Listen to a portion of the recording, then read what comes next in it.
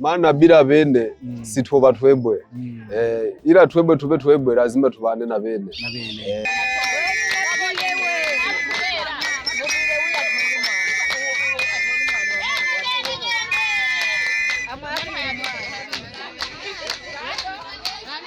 Abo bana bakobwa bage bamutanye ingomura bitenga uwoninde ubone ko rusumu wage yatwaye inda uwoninde ubone ko rusumu wage yatwaye inda Intya jewe na wewe uri Murundi twe tugambana lazima uranyerewa na jewe lazima ndakwerewa wala sindogamba eti sindakwereweje kopo ndomana bagambye ati umuhana Murundi wala sitwobisha Cisire mu gihugu cyo Burundi wahabonye gute Burundi ni hasore cyane na ndaratembeye isehemu nyinshi cyane Burundi ndaho hari hasore kandi n'abantu bahene ni basore cyane.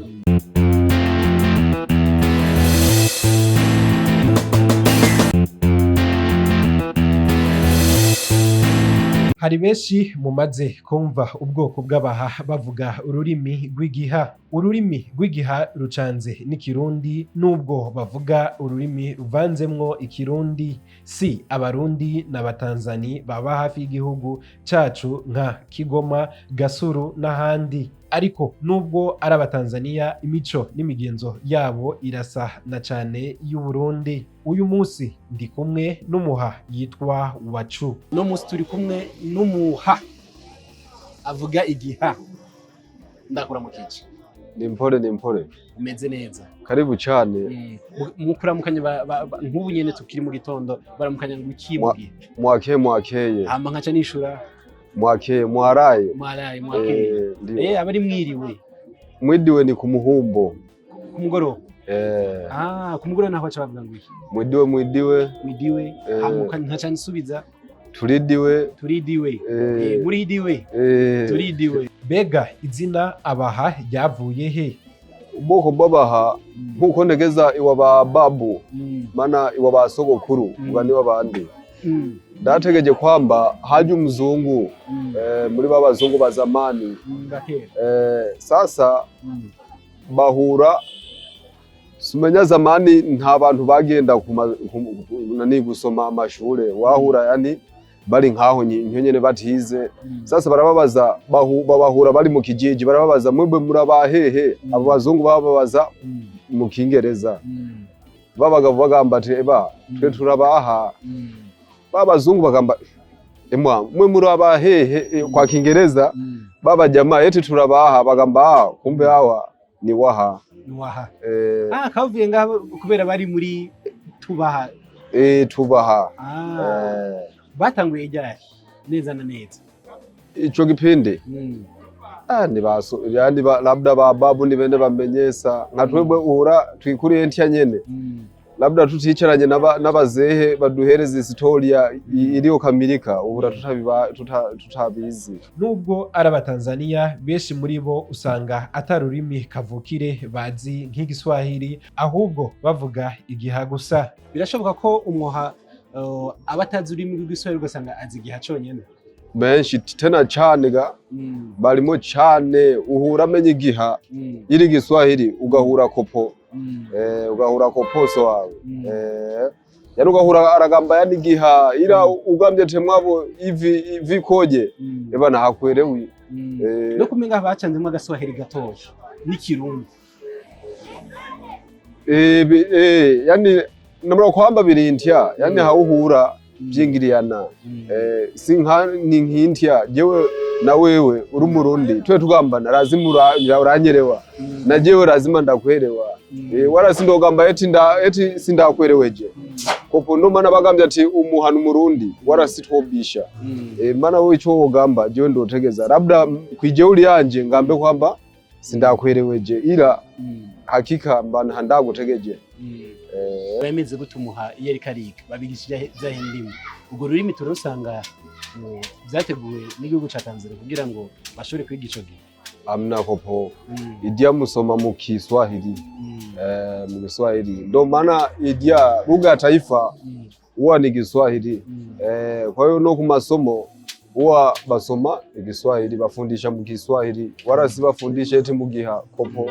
Labda baba terewa hari uhura liticha umuha uterewe jagenda kugambira gamba ntya nawe ni nkintyo ni nkintyo kweli. Burya amazina yabo ntatandukaniye na cane n'ay'ikirundi. Amazina y'abaha menshi mu Burundi tuba tuzi ko umuntu aba yitwa Ndayisenga, Niyonkuru, Eric, kenshi namwe mu bamwitwa amazina ameze gutyo.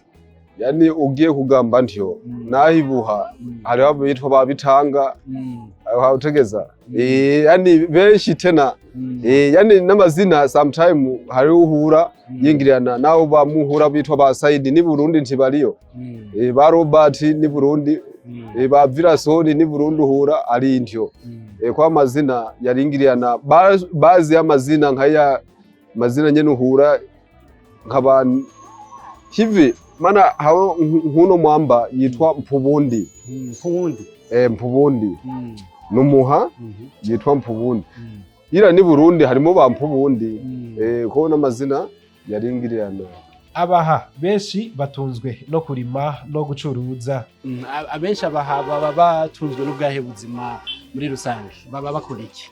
Benshi ni ku maporo. Ku maporo bari kurima yani ku mashamba. Mikataba yani ni nkakuza wumva eti babahaye mikataba bajama abakozi ni intyo abandi bazi bamwe ni wafanya biashara nk'intyo. Wacu yaratubwiye ibintu byamunezereje agishika mu gihugu cacu c'u Burundi. Cisere mu gihugu c'u Burundi wahabonye gute? Burundi ni hasore cyane na ndaratembeye isehemu nyinshi cyane Burundi ndaho hari hasore kandi n'abantu bahene ni basore cyane tena cyane ga. Niki cyakoroheye na niki cyakoroheye canke cyakugoye mu kuvuga ururimi rw'igiha? So Burundi warasindoga mba eti ikintu cyanyoro cyagambye eti labda chananiye kugamba au tuterewanye kopo labda ikintu ndoga mba yani cyafurahishiye cyane yani benshi wahura baguma bagamba mwabo marurazi Gitega urazi Gitega mwamba simenya ko ndakwamba ngena tori video honso hoye bagamburazi Gitega mwabo rotore i video mara urazi Rumonge yani mara urazi Makamba yani nk'intyo yani hawo bwigwa nk'intyo mwabo wavuye hakurya yani biraryoshe cyane haha ni ugenda gutembera wara n'umuntu ntakubwira temwa uraza nanjye ndabe ugahura ni shida. Niki cyagushimishije Burundi n'amazingira amazingira yani isehemu sawa yani ndarafuraye cyane ndarafuraye cyane. Wacu no musura cyari umusore uteganya kubaka ryari? Kubaka kugira urugo rwawe bado bichari mipangilio sindafikiria ila bado nchakuyandara bado ndiandara imisiku ndo kamilika ndo chama ntenga magambo. Abakobwa bacu babona gute? Ni basore ni basore cyane uhura bagororose yani shida aho no mwamba yagambye ati yaramubonye uri hano umusore agororose acakamba yani epoti yani mwamba yani umusore ni ikintu ciza umusore agamba yani wewe ni musore yani mwambo yani uja yani yocha kwica jera agambye eti yocha kwica ndifikiri yocha nyica nte kumbe yocha kwica ino mugamba yani abari mwiza cyane yocha kwica yagambye ati yani ni musore mwabo yani wara yocha kwica kamba yocha nyica mwabo ati agamba ati eti no itabia bato namukwamba ugambye yocha kwica yani ni musore cyane gamba sawa. Kubijanye n'umubano w'abarundi n'abaha Wacu yaradusobanuriye uko usanzwe umeze. Abarundi bahora baza gutembera mu gihugu ca Tanzania cyane baha babakira gute? Yani iyo swali mbajije warasi wewe tu yani benshi baranyandikira ku mutanda bagamba ati abarundi yo baje hakuya mwadufata nabi cyane ira twebwe washotse ni Burundi yani abantu urabona katanoma na uratembera isafari n'ipikipiki na kwigeti bakakugururira ndio ndacha mangamba, yani kila sehemu labda ni mipangilio ya hene yani dia baadhi y'abantu barabanya umutima musore na baadhi y'abantu barabanya umutima mubi cyane, kwa uhura umuntu akamufata nabi kandi atari wa serikali kwa hiyo hamwe bamwe bafatwa neza n'abandi bafatwa nabi, ni nk'intyo. Wacu yaradusobanuriye amwe mu majambo Mugiha ayadusobanurira mu Kirundi uko avugwa. Hari tujambo wakunze kuvuga ngo ntya yemuga yeni yani bashaka kudusobanurira gatoya. Yani gambye yemugabo aho yemwabo yemugabo yani ntya yebaga babitandukaniye yemuga yebaga yani yemwamba Jemvuze yemwamba ni nkakwa yani labda wasa yani ugambati hauraba nk'iyindi sehemu nkaca ngamba yemwavo yani noma kwamba ili yani undabe tuendeleye au intya yani nko kwerekeza Yesu wawe yani Yesu wawe yani ni nko kugamba yani muhamugamba n'ibintu tu bya kawaida yendewe kuja kwihaji ni kina ni giha kwihaja ni ila ni gihaji cy'igiswa ni giswahi kiba kirimo aha uno musi ukora iki mu buzima busanzwe cyendo umudandaji urangura iki uri gucuruza iki nguza imyenda nguza imyenda n'ibirato yani bazi imyenda z'abagoregore n'imyenda y'abagabo n'ibirato wara ni perfume za perfume uhura ari sore cyane za upize subona baba zaba aba barondera za oji kabisa upize hadi umwaka ayi imyezi ibiri lazima uzironke wa wacu. So hari fungurwa mukunda gufungura hariya nino mu Burundi zacu zihari ziba zimeze gute? Nk'ubugari bw'uzenge buhura bwirabura cyane hau bw'ubusoya ubugari bw'ubuzenge soya hari zindi fungurwa tuzi ngambwari mu kimi cya tutagatuza Edia je mbona ari sawa sawa ubwoko bw'inzoga izibitere amagwa bakora mu amagwa y'abakora mu bitoki amagwa mu mwita amagwa yani amagwa niza amagwa natwe twita ugwagwa basi ubwo gwagwa niyo magwa isongo nayo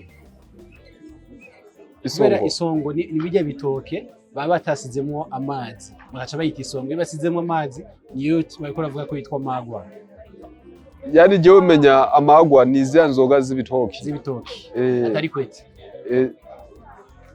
atari kwete mwe ibigori ikwete wohura mana jewe gasabyo ntumia wohura ari intyo nyene mwabo mana ntegeza amagwa ni menshi cyane ni menshi cyane kwa hiyo ni menshi cyane abapiga amagwa benshi uhura bayamenyesha amazina cyane. Ufise umugambi cyane ngo kuzunguruka igihugu cy'u Burundi mu ntara zitandukanye, abenshi baranakubwira ati urazi tugendere, umugambi wawe umeze gute? Yani ivyo ndarabiteguye mana ni siku muri izi siku z'imbere tubangira tiba yuko turogenda hehe turocira sehemu bitwa irutana dusowe haya tubasalimiye tugende hehe Igitega mana b'Igitega baragambye cyane mwabo urose mwamba isiku urosohora urombwire nze ndagusalime tupige ni picha.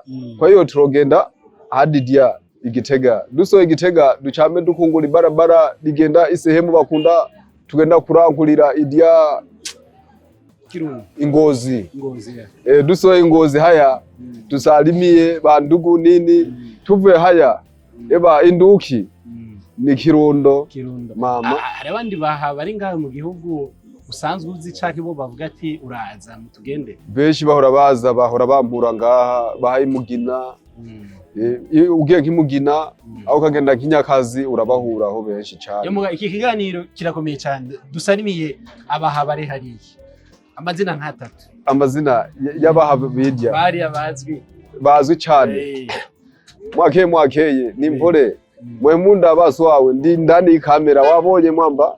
Sasa we mpubundi ugamba yande mwabo Oscar bamwitwa Machupa ndagusalimiye. Hariho no jamaa undi yitwa Tobias bamwitwa shopkeeper Tobias Mashaka ndamusalimiye na wene. Hariho mwahuye ku mupaka w'u Burundi na Tanzania mwe yakubwiye ati ndakunze we twawi idya sawa ni anaitwa Debondeni mwabo Debondeni mwamba ndagusalimie so wawe afu nawe jamaa mwamba w'imakamba bagamba ya Red Wanyange ni musore cyane yitwa nde yitwa ya Red Wanyange Radio Wanyange ndaze mbona ntura kwa maguru ndaze mbona mpigira so wawe uri hehe ka ngamba ndaha kwiduka ubona ari musore egeza ati we poti uraho mwamba agize ati wenda kwemera cyane turapiga picha ni musore cyane kabisa musore cyane kabisa yemuga rero ngira akajambo kanyu mushobora kugira abakunzi ba muri rusange. Yani abakuzi banje ndabakunda cyane tena ndabasalimia kandi Imana ibahezagire cyane ibahereza imigisha ni Burundi bagamba ibahereza imigisha myinshi cyane yani barunde ko myinshi mana bira bene sitwoba twebwe ira twebwe lazima tubane na bene kwa hiyo Imana ibahezagire cyane asante sana. Aha ni ikiganiro kirangiriye nagiranye n'umuha wacu abaha bo mu gihugu ca Tanzania bamwe baramaze kuba abayobozi aho novuga nka Tereza Ntare ubu n'umuha akomoka hafi y'umupaka w'u Burundi na Tanzania yarigeze kuba umuyobozi mukuru w'ico gihugu yavyawe n'umwami yitwa Gwasa wa kane ndacariko. Reka turangize ikiganiro turizera ko hari ico mwungutse kandi mwamenye ku bwoko bw'abaha ubuzima bwabo n'imico n'imigenzo yabo. Rero shimire mwebwe bamwamba mwankurikiranye iki kiganiro murakoze cyane.